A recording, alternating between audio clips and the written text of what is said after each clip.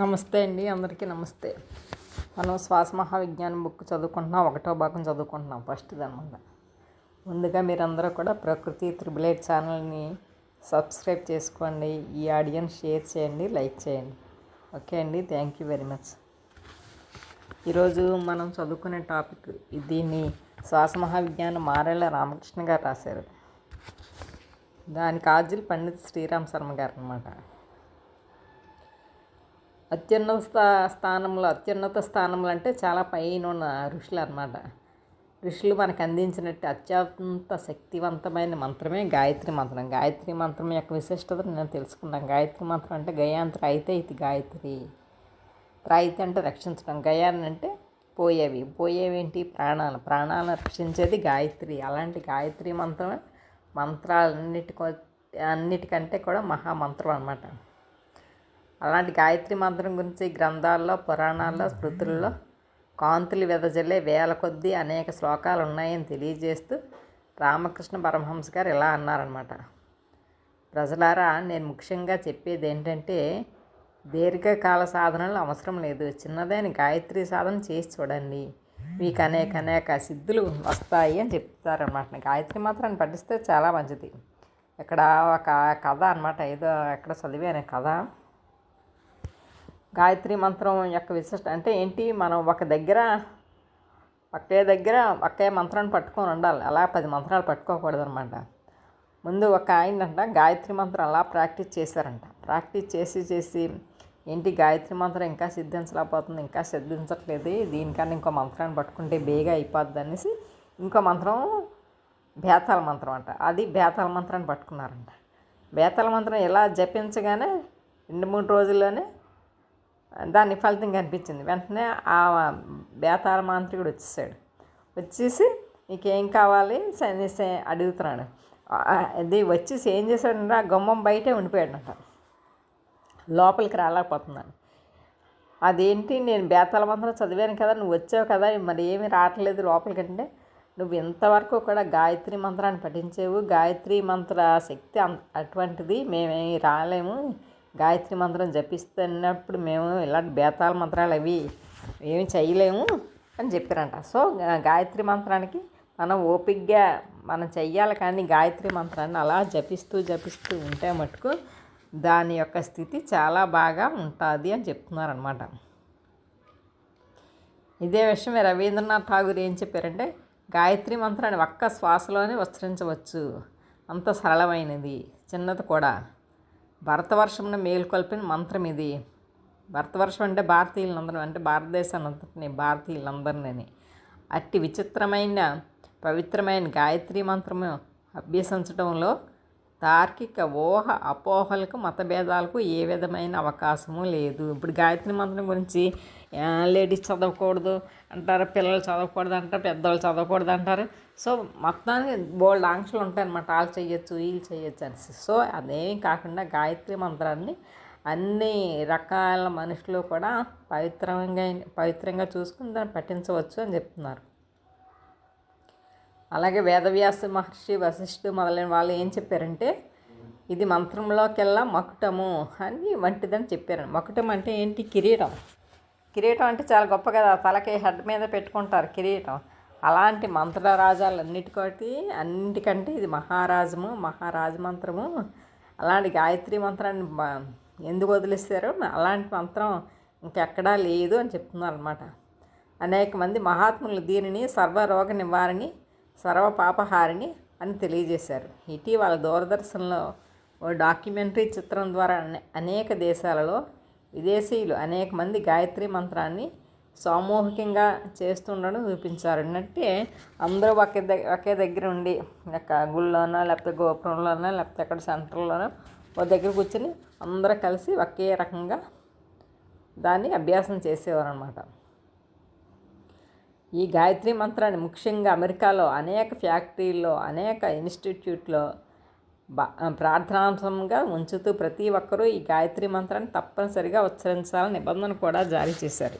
అంటే ఏదైనా సరే గవర్నమెంట్ ఆర్డర్ ఉంటే మటుకు ఏదైనా సులువుగా చేయొచ్చు. కాకపోతే మన గవర్నమెంట్ అలాంటివి ఏం పట్టించుకోదనమాట. గాయత్రి మంత్రం ఇప్పుడు చూడండి, నార్త్ సైడ్ ఉన్నారంటే వాళ్ళు ప్రేయర్లో విధిగా గాయత్రి మంత్రాన్ని తప్పకుండా చదువుతారు. స్కూల్ పిల్లలందరూ గాయత్రి మంత్రాన్ని చక్కగా చదువుతారు. మనకు అలాంటిది ఏం లేదనమాట. గాయత్రి మంత్ర ప్రభావం ఎయిడ్స్ వంటి మహా వ్యాధులను కూడా నివారించగలదు. చూడండి, ఎయిడ్స్ అంటే ఏంటి? అక్వైర్డ్ ఇమ్యూన్ డిఫిషియన్సీ సిండ్రోమ్ అనమాట. అదొక రకమైన వ్యాధి. అంటే కణాలన్నీ కూడా ఒక దగ్గర బాగా జూమ్ అయిపోయి ఉంటాయి అన్నమాట, ఒక దగ్గర ఉండిపోయి. అది మన బాడీ పార్ట్లోని, మన లంగ్స్ అయితే లంగ్స్లోని, కిడ్నీస్లో అయితే కిడ్నీలోని, ఎక్కడ పడితే అక్కడ అనమాట ఒకే దగ్గర ఫామ్ అయిపోయి ఉంటాయి అన్నమాట కణాలందరూ. అది మనం ఎయిడ్స్ కింద చెప్తాం అనమాట. ఎయిడ్స్ కిందనే, క్యాన్సర్ కిందనే. సో అలాంటి వ్యాధులు కింద చెప్తాం అనమాట. అనే ఇక్కడ గాయత్రి మంత్రం ఎలాంటి వ్యాధులైనా నివారించగలదు అనే ఆర్టికల్ హిందూ దినపత్రికలో వచ్చిందట, డిసెంబర్ 7, 1995లోని. అమెరికాలోని బాస్టన్ యూనివర్సిటీ వద్ద వరల్డ్ హెల్త్ ఆర్గనైజేషన్ అంటే ప్రపంచ ఆరోగ్య సంస్థ అంటారు కదా, అదనమాట. అందులోని ఓ మెడికల్ ప్రొఫెసర్ చాలా విస్తృతంగా ఇలా ప్రకటించారు. ఓంకారము మరియు గాయత్రి మంత్ర ప్రభావము అనే అంశంపై పేర్కొంటూ, కేవలం దీని ఉచ్చారణ వల్ల ఎయిడ్స్ వ్యాధిని సమూలంగా నివారించగలము. గాయత్రి మంత్రాన్ని అనుష్ఠానం చేస్తే, అంటే కరెక్ట్గా చదివితే, ఒక పద్ధతి ప్రకారం చేసుకుంటూ వెళ్తే ఎలాంటి వ్యాధినైనా మనం నివారించగలము అని చెప్తున్నారన్నమాట. ఈ మంత్ర ప్రభావం వలన ఎవరికైతే అసలు పిల్లలు పుట్టే అవకాశమే లేదని డాక్టర్ల చేత నిర్ధారించబడ్డారో అలాంటి వారిలోనే 40% మంది కేవలం 6 నెలల కాలంలోనే ఆశ్చర్యకర ఫలితాలు పొందారు అని చెప్తున్నారు అనమాట. అంటే ఏంటి, ఇక్కడ ఏదైనా నమ్మకము విశ్వాసం పెట్టుకొని చేస్తే మటుకు ఏ పనైనా పూర్తి కాగలదు అని చెప్తున్నారు అనమాట. ఇక్కడ గాయత్రి మంత్రం మీద అంత నమ్మకం పెట్టుకొని మనం చెయ్యాలి. చేస్తే దాని రిజల్ట్ మటుకు చాలా చక్కగా ఉంటుంది అని చెప్తున్నారు. ఇక్కడ అనేక హాస్పిటల్లో, మెడికల్ ఇన్స్టిట్యూట్లో గాయత్రి మంత్రాన్ని, ఓంకారాన్ని వినిపించడం ద్వారా మెడికల్ బిల్స్లో 36% తగ్గిందని, కేవలం ఆ మంత్ర శబ్దంతో అనేక ప్రయోజనాలు సిద్ధిస్తాయని ది హిందూ పేపర్లో స్పష్టంగా ప్రకటించారు. గాయత్రి మంత్ర జపం వల్ల జరగకూడని అద్భుతాలన్నీ జరుగుతాయి అని చెప్తున్నారనమాట. ఒక ప్రఖ్యాత విదేశీ జర్నలిస్ట్ భారతదేశంలో అతను పొందిన ఆధ్యాత్మిక అనుభూతులను ఇన్ సీక్రెట్ ఇండియా అనే గ్రంథంలో వివరిస్తూ భారతీయ ఋషులను, యోగులను, ముఖ్యంగా గాయత్రి మంత్ర విశిష్టతను మనసారా కొనియాడారు.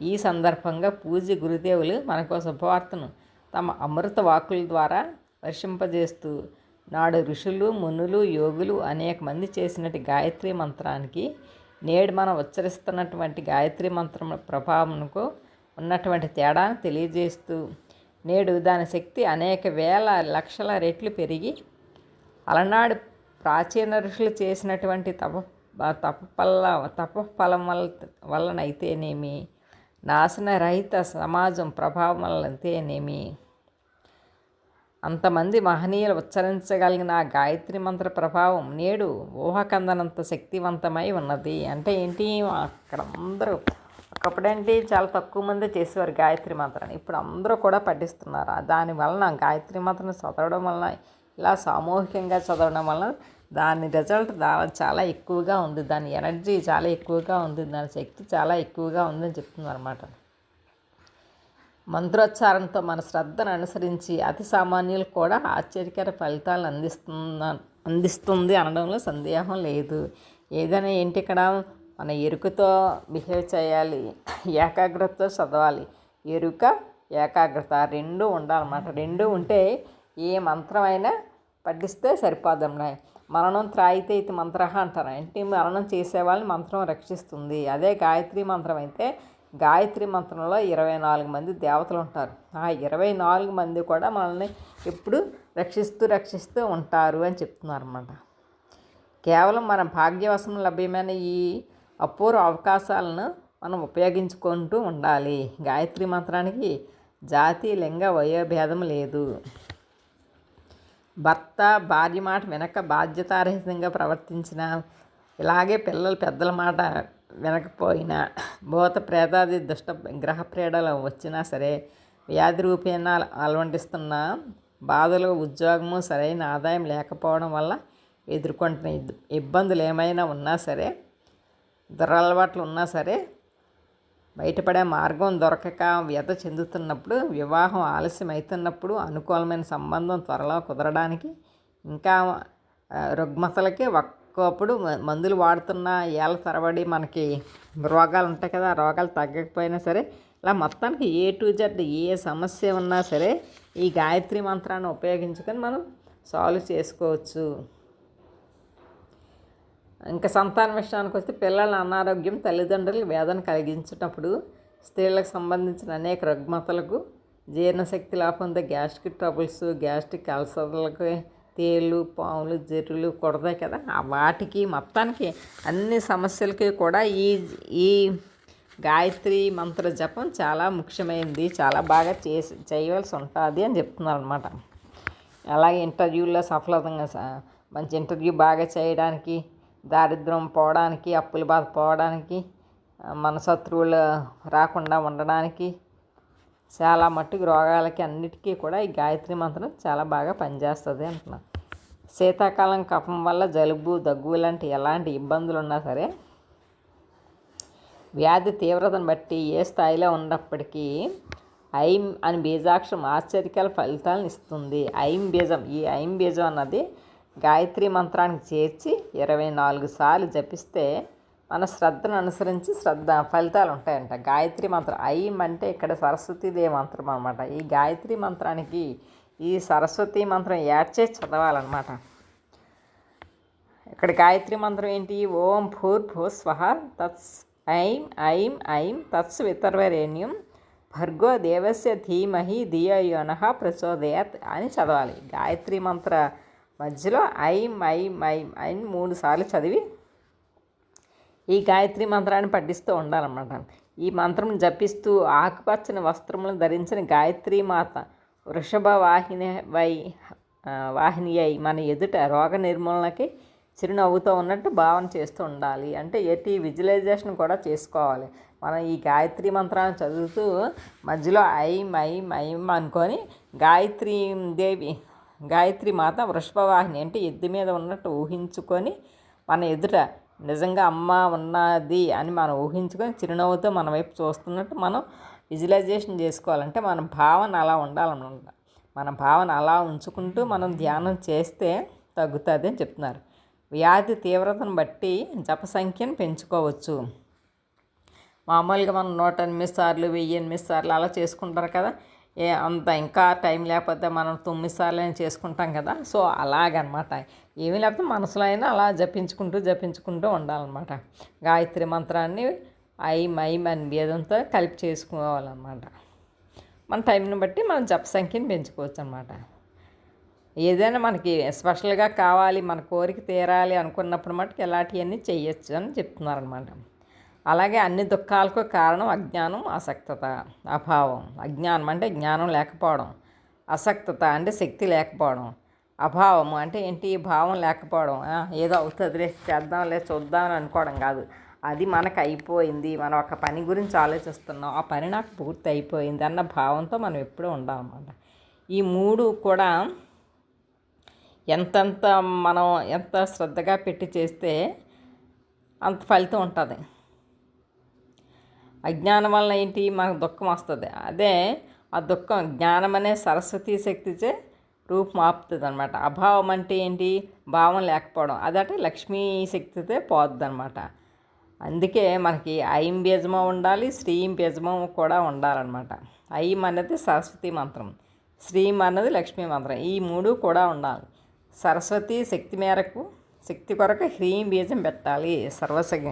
సరస్వతి శక్తి కొరకు మనం హ్రీం బీజం పెట్టాలంట. అలాగే కాళీ శక్తి కొరకు క్లీం బీజం పెట్టాలి. లక్ష్మీ శక్తి కొరకు శ్రీం బీజం పెట్టాలి. ఇక్కడ సరస్వతీదేవికి 2 ఉంటాయి, ఐం హ్రీం, ఆ 2 పెట్టాలి. అందుకే లలితాదేవి ఈమెకి పూజ చేసినప్పుడు మనం ఓం ఐం హ్రీం శ్రీం క్లీం శ్రీ మాత్రే నమః అంట. అంటే ఏంటి? మొత్తం అన్నీ కూడా లక్ష్మీ, సరస్వతి, దుర్గా, పార్వతి అన్నీ కూడా ఇందులోకి వచ్చేస్తాయి అన్నమాట. అందుకని మనం కాళీ శక్తి కొరకు క్లీం పెడతాం అనమాట. లక్ష్మీ శక్తి కొరకు శ్రీం బీజం పెడతాం. ఈ 3 శక్తుల కలయికే త్రిశక్తి అనమాట. ఆవిడే ఆది పరాశక్తి. అట్టి మహత్తర శక్తి అంటే 3 శక్తులు లలిత ఇది లక్ష్మీదేవి, పార్వతీదేవి, సరస్వతీదేవి 3 శక్తుల రూపం కూడా గాయత్రి మాత. అందుకే గాయత్రి మంత్రాన్ని మనం బాగా పఠించడం నేర్చుకోవాలి. గాయత్రి మంత్రంలో కరెక్ట్గా 3 లైన్లు ఉంటాయి. కరెక్ట్గా చెప్పాలంటే ఓం భూర్భువ స్వహ వదిలేయచ్చు. ఈ 3 అక్కర్లేదు. తర్వాత తత్స వితర్వరేణ్యం భర్గో దేవస్య ధీమహి ధియో యోనః ప్రచోదయాత్. ఇది అసలు మంత్రం, గాయత్రి మంత్రం.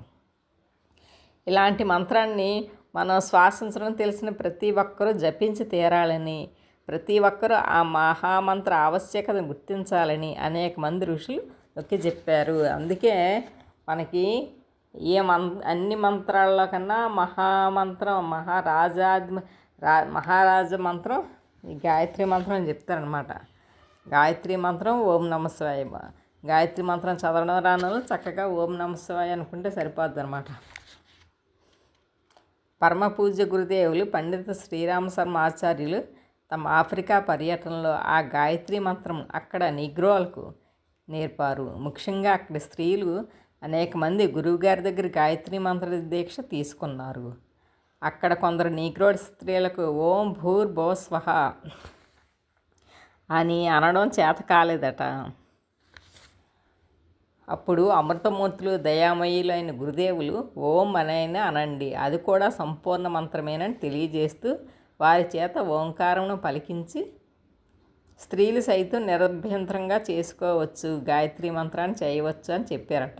మనలో అవిరళమైన శ్రద్ధ ఉంటే చాలు, విధి విధానాలతో పని లేదని బాహాటంగా తెలియజేశారు.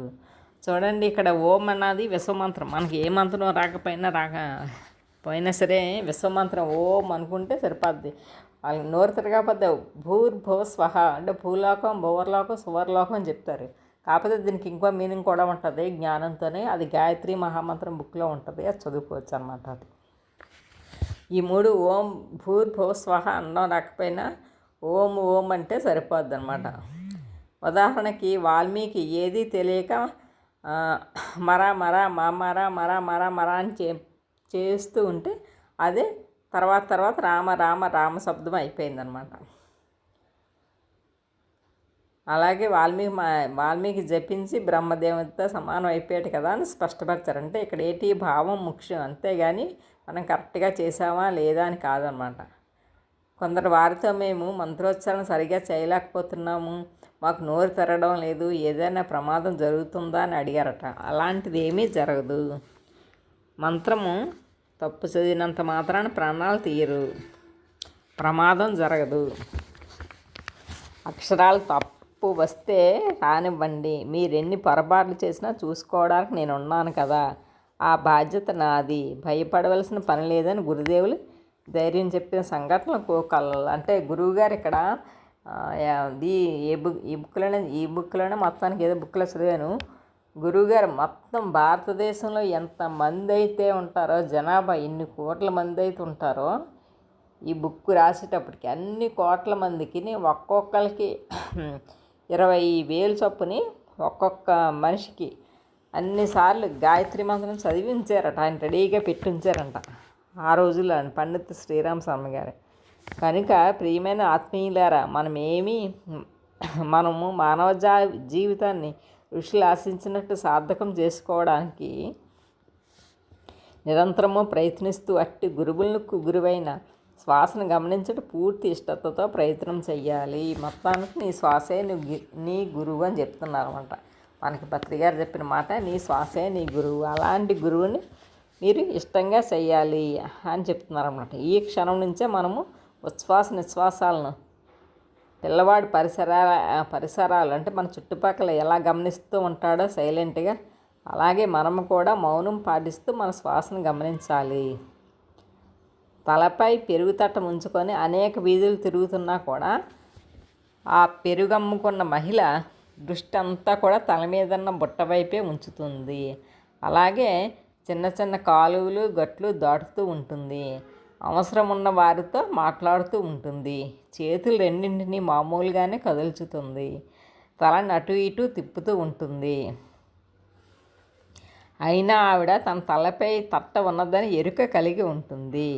సరిగ్గా అలాంటి ఎరుకతోనే మన దృష్టిని నిరంతరము లోపలికి వెళ్తున్న శ్వాస పైన, తిరిగి బయటికి వస్తున్న శ్వాస పైన ఉంచుతూ మన పనులన్నింటినీ నిరభ్యంతరంగా పెట్టి ఎట్టి ఇబ్బందులు లేకుండా చేసుకోగలగడమే అసలు సరైన సాధన.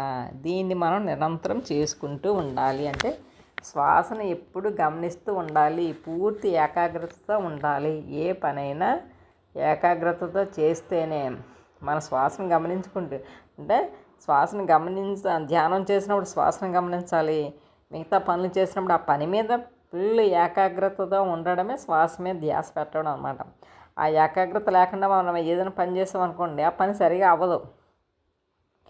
లేకపోతే కూర వండుకుంటూ ఫోన్లు మాట్లాడుతుంటాం, లేకపోతే ఏదో ఒక పని చేస్తూ ఇంకో పని చేసేస్తుంటాం. సో దేని మీద ఫుల్ ఫ్లెడ్జ్గా చేయాలి. అదే పని కరెక్ట్గా శ్రద్ధగా చేసామనుకోండి, ఇలా చేస్తూ ఉండడం వల్ల ఏంటవుతుంది, ఒక 5 నిమిషాల్లో అవి పని అరగంట పడుతుంది. ఫోన్ మాట్లాడుకుంటూ ఏదో వంట చేసుకుంటూ ఉన్నాం అనుకోండి, ఏదో ఎక్కువైపోవడం తక్కువైపోవడం, లేకపోతే ఫోన్ ఆపి స్విచ్ ఆఫీస్ వచ్చి స్టవ్ ఆఫీస్ వచ్చి కూర్చుని ఫోన్ మాట్లాడడం సమ్ ఏదో అవుతుంది. అదే కనుక ఏకాగ్రతతో చేశారనుకోండి, అంటే మన శ్వాస మీద ధ్యాస ఎప్పుడు పెట్టామో మనకి ఏకాగ్రత అన్నది బాగా కుదురుతుంది. ఆ ఏకాగ్రత చేస్తే వంట అయిపోయిన తర్వాత మాట్లాడుకోవచ్చులే, ఫోన్ ఇప్పుడే అవసరమా, మరీ అత్యవసరం అయితే ఫోన్ స్టవ్ ఆఫీస్ మాట్లాడుకోండి, అది వేరే సంగతి. ఏమీ లేనప్పుడు మటుకు ఫోన్లు మాట్లాడుకుంటూ వంటలు చేయడం చాలా తప్పు అనమాట. అలాంటివి అసలు చేయకూడదు. ఈ గాయత్రి మంత్రాన్ని నేను జపిస్తుంటే మనలో ఏకాగ్రత అన్నది కూడా పూర్తిగా పెరుగుతుంది. ఇక్కడ పెరుగమ్మ గురించి చెప్పారు కదా, పెరుగమ్మ ఆవిడ అంటే ఆవిడ ఎన్ని పనులు చేసినా, ఎవరితో మాట్లాడుతున్నా, ఏం చేసినా తన దృష్టి అంతా కూడా తన తల మీద ఉన్న బుట్ట మీదే ఉంటుంది. అలాగే మనం ఏ పని చేసినా మన దృష్టి అంతా శ్వాస మీదనే ఉండి మనం చేసే పనులు మనం చేసుకోవాలి అని చెప్తున్నారు అనమాట. అలా చేస్తేనే అదే నిజమైన సాధన అవుతుంది అని చెప్తున్నారు. అది ఎప్పుడు కూడా మనం వదిలేయకూడదు. మన ఎడమ నాసికలోంచి లోపలికి వెళ్తున్న శ్వాస, లేదా కుడి నాసికలోంచి లోపలికి వెళ్తున్న శ్వాస శరీరంలో ఏ విధంగా 5గా విభజించబడుతుంది, అది ఏ విధంగా మనసుగా మారుతుంది, శ్వాస మనసుగా మారితే ఏమవుతుంది, కుడి శ్వాస మనసుగా మారితే ఏమవుతుంది, మొత్తానికి శ్వాస నిరంతరం కూడా మనం గమనించుకుంటూ ఉండాలి. అంటే గమనించుకుంటూ ఉండాలంటే శ్వాస ఏటవుతుంది, ఏం చేస్తుంది, వస్తుందా లేదా ఎన్ని గమనించడం కాదనమాట. మన శ్వాస కరెక్ట్గా ఎక్కడికి వెళ్తుంది, ఊపిరి పీల్చాము లోపలికి వెళ్ళింది, బయటకు వదిలేము వచ్చింది అనుకుని మనం అనుకోవాలి. శ్వాసను గమనించాలంటే లోపలికి వెళ్ళిన తర్వాత అది ఏమైంది ఏంటవుతుంది, శ్వాస మనం తీసుకున్న శ్వాస వాయువుగా మారుతుంది, తర్వాత శక్తిగా మారుతుంది, ప్రేమగా మారుతుంది, ఆనందంగా మారుతుంది. సో ఇన్ని రకాలుగా శ్వాస మనం తీసుకున్న శ్వాస అలా మారుతూనే ఉంటుంది. అలాంటి శ్వాసను మనం నిరంతరం గమనించుకుంటూ ఉండాలి. అలాంటి శ్వాసను మనం నిరంతరం గమనించుకుంటూ ఉంటేనే మన శరీరంలో ఉన్న 2,72,000 నాడులు కూడా సంపూర్ణ ఆరోగ్యంగా ఉండి మన జీవితం ప్రకాశిస్తుంది. ఉన్న కొద్దిపాటి సమయమైనా మన జీవితం ప్రశాంతంగా హాయిగా ఉంటుంది అని చెప్తున్నారు. ఓకే అండి, థ్యాంక్ యూ వెరీ మచ్.